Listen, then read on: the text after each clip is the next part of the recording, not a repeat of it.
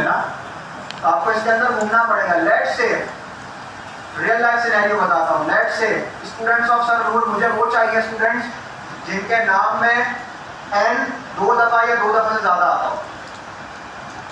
अब मैं क्या करूँगा, एक लॉजिक लगाऊंगा इसके ऊपर, लेकिन अभी हम उस लॉजिक के ऊपर नहीं जाते।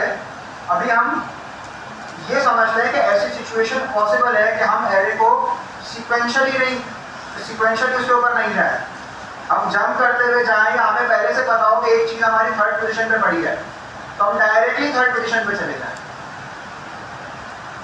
इसका परफॉर्मेंस के हिसाब से क्या फायदा है, कौन बताएगा मुझे? परफॉर्मेंस के हिसाब से इसका क्या फायदा है? लेट्स से मुझे पता है कि अब्दुल्ला तीसरे नंबर पर है, तो मैं डायरेक्ट तीसरे नंबर पर जाऊं, ये ज्यादा फायदा है, ये ज्यादा परफॉर्मेंस एफिशिएंट है। या मैं पहले 0 पर 1 पे जाके देखूं, अच्छा नहीं है, फिर मैं 2 पे जाके देखूं, फिर नहीं है, 3 पे जाके देखूं, फिर नहीं है, फिर है। डायरेक्ट जाऊं वो ज्यादा फायदा है। ऐसा ये एरेज का यूज इसलिए भी होता है कि हमें अक्सर अपनी प्रोग्राम को फास्ट करना होता है। वैसे तो जावास्क्रिप्ट बहुत फास्ट है, लेकिन स्टिल आप ये सोचें कि अगर हमारे पास 10 मिलियन रिकॉर्ड है, गूगल एल्गोरिथम है, गूगल का एल्गोरिथम हमारे पास ये है। यहाँ पे आता हूँ मैं गूगल पर, नया इंटरफेस खोलता है और यहाँ पर आकर मैं कुछ भी लिखता हूँ, सही है।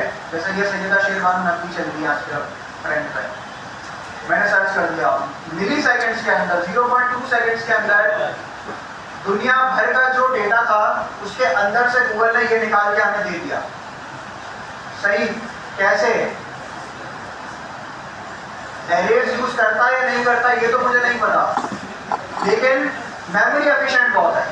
Millions and trillions of record है गूगल के पास, लेकिन उसके पास कोई ऐसा एल्गोरिथम है कि वो सेकंड्स के अंदर वो डेटा निकाल के दे देता है। सही। तो अब एरेज के अंदर हर एलिमेंट अपनी एक पोजीशन रखता है। जब मैं इसको खोलूंगा तो ये बता देगा। अब्दुल रहमान था, वो कौन सी पोजीशन पर है? जुनेद कौन पर है?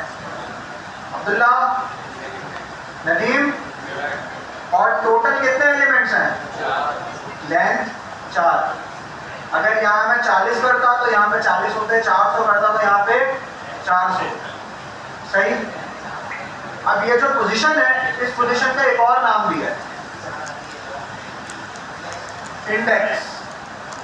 इस पोजीशन का जो असल नाम है वो है इंडेक्स। एरेज की क्या होती है? इंडेक्स। और इंडेक्स शुरू किस पर से होता है? 0 से।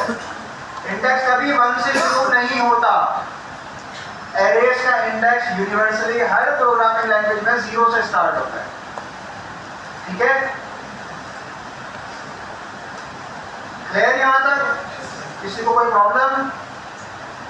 अब एरे लिखने के 2 तरीके हैं। एक तो जो हमने देखा था कंस्ट्रक्टर के थ्रू,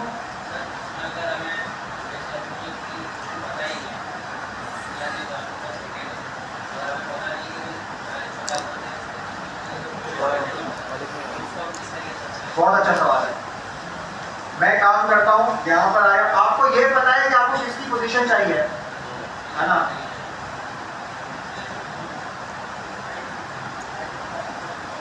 सही।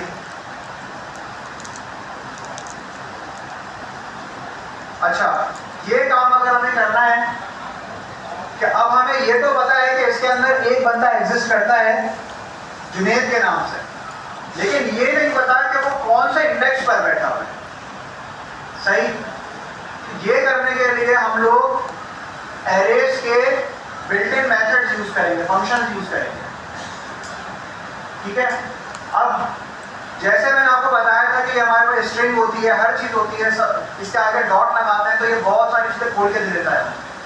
ऐसा ही है, बहुत सारी चीजें हमें बाय डिफॉल्ट दे देता है। वैसे ही एरेज के भी हमें बहुत सारे वेरिएबल्स यानी बहुत सारी प्रॉपर्टीज और बहुत सारे मेथड्स बिल्ट इन मिलता है। उसके अंदर से एक आता है हमारे पास डॉट फाइंड।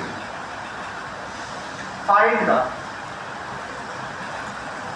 का मतलब ये हमें बता रहे हैं कि ये ढूंढने के लिए, इस पूरे एरे के अंदर ढूंढने के लिए। अब इसको समझना थोड़ा सा मुश्किल है, मैं ये नहीं समझ रहा कि अभी आप लोगों को पूरा समझ में आ जाएगा।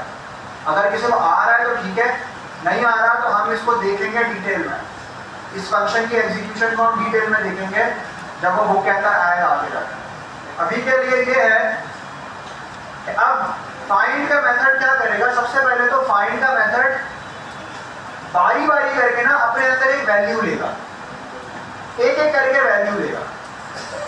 सबसे पहले वो लेगा अब्दुर्रहमान, फिर वो लेगा जुनैद, फिर वो लेगा अब्दुल्ला, फिर वो लेगा नदीम। सही है।